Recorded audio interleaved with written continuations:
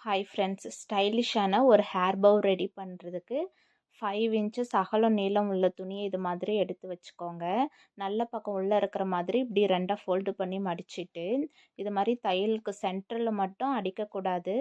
ஒரு 1/2 இன்ச்சுக்கு வந்துட்டு கேப் விட்டுட்டு இது மாதிரி தையல் அடித்து எடுத்துக்கணும். இது மாதிரி அடித்து எடுத்துக்கிட்டு இப்போ இந்த தையல் வந்துட்டு நம்ம சென்டரில் வர மாதிரி இது மாதிரி ப்ரெஸ் பண்ணி இது மாதிரி அழுத்தி விட்டுட்டு இந்த சைடு 2 பக்கமும் நான் கோடு போட்டு காட்டுறேன் பாருங்கள். இது மாதிரி 2 பக்கமும் தையல் அடித்து எடுத்துக்கலாம். பாருங்கள், தையல் அடிச்சிட்டேன். இப்போ நம்ம வந்துட்டு சென்டரில் ஓப்பன் இருக்கு இல்லையா, அது வழியாக வந்துட்டு அந்த துணி உள்ளே இருக்க துணி வந்துட்டு வெளிப்பக்கம் வர மாதிரி நம்ம எடுக்கணும். அதுக்கு இந்த மாதிரி ஊசி வச்சு சென்டரில் ப்ரெஸ் பண்ணுறப்போ நமக்கு ஈஸியாக எடுக்கிறதுக்கு வரும். இது மாதிரி துணியை கொஞ்சம் கொஞ்சமாக இழுத்திங்கன்னா நல்ல பக்கம்லாம் வந்துட்டு அழகாக நமக்கு தெரியும் பாருங்கள். இது மாதிரி ஃபுல்லாக எடுத்து விட்டுக்கிட்டு அந்த கார்னர் பகுதியெல்லாம் ஊசி வச்சு இது மாதிரி அந்த கார்னர்லாம் ஷேப்பாக வர்றதுக்கு ஊசி வச்சு இது மாதிரி ப்ரெஸ் கொடுங்க.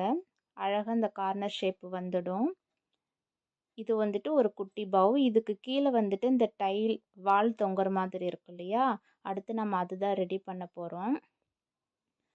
அது எவ்வளோ துணி எடுக்கணும்னு சொல்கிறேன் பாருங்கள். இதுக்கு வந்துட்டு 9 இன்ச்சு வந்துட்டு நீளம் எடுத்துக்கோங்க. அடுத்தது 4.5 இன்ச்சு அகலம் எடுத்துக்கோங்க.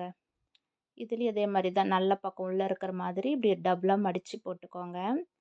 இப்போது 2 பக்கமும் ஒரு 1 இன்ச்சுக்கு இது மாதிரி மார்க் பண்ணிக்கிட்டு கிராஸாக அப்படி கோடு போட்டுக்கோங்க. நான் டேப் வச்சு கோடு போடுறேன் பாருங்கள். இதே மாதிரி ரைட்டு லெஃப்ட் சைடு 2 பக்கமும் இது மாதிரி கிராஸாக கோடு போட்டுக்கோங்க. இதுலேயும் வந்துட்டு சென்டரில் ஒரு 1/2 இன்ச்சுக்கு தையல் அடிக்காமல் கேப் விடணும், அடித்து திருப்பணும் இல்லையா, அதுக்கோசரம் இது மாதிரி நான் தையல் போட்டு காட்டுறேன் பாருங்கள். இந்த ஷேப்பில் தையல் போட்டாச்சு. இப்போ இந்த கார்னரில் எக்ஸ்ட்ரா கிளாத்தெல்லாம் நம்ம கட் பண்ணி எடுத்துக்கலாம்.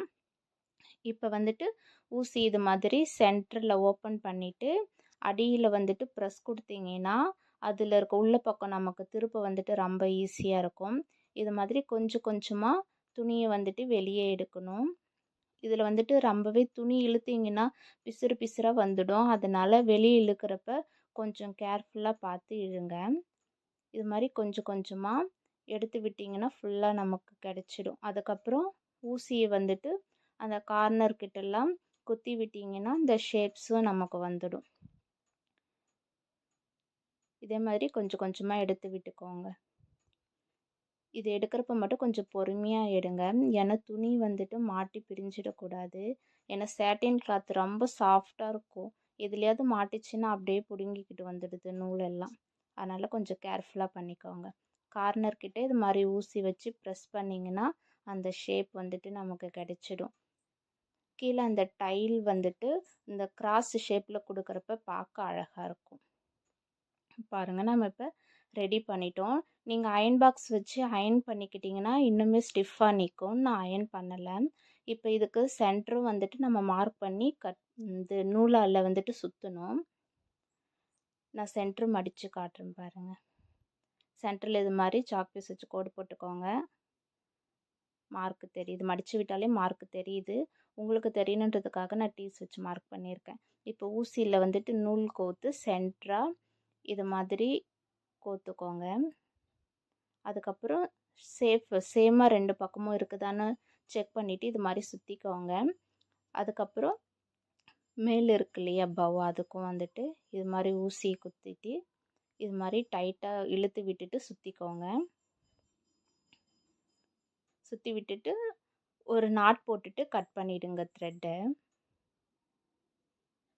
அதுக்கப்புறம் வந்துட்டு நம்ம வந்துட்டு பின்னாடி நாட் அடித்து ரோப்பு திருப்போம் இல்லையா, அது மாதிரி இதுக்கு ஒரு 1.25 இன்ச்சுக்கு எடுத்து ரெடி பண்ணி வச்சுக்கிட்டேன். இதில் நம்ம கம்மு வச்சு ஒட்டணும், க்ளிப்பு வச்சு. நான் பிளாக் கலர் எடுத்து வச்சுருக்கேன் பாருங்கள். பேக் சைடில் இது மாதிரி கம்மு வச்சுட்டு ஃபஸ்ட்டு இந்த துணியை ஒட்டிடணும். அதுக்கப்புறம் மேலே கம்மு வச்சுட்டு அதுக்கப்புறம் அந்த க்ளிப்பு வந்துட்டு இது மாதிரி ப்ரெஸ் பண்ணி ஒட்டிடுங்க.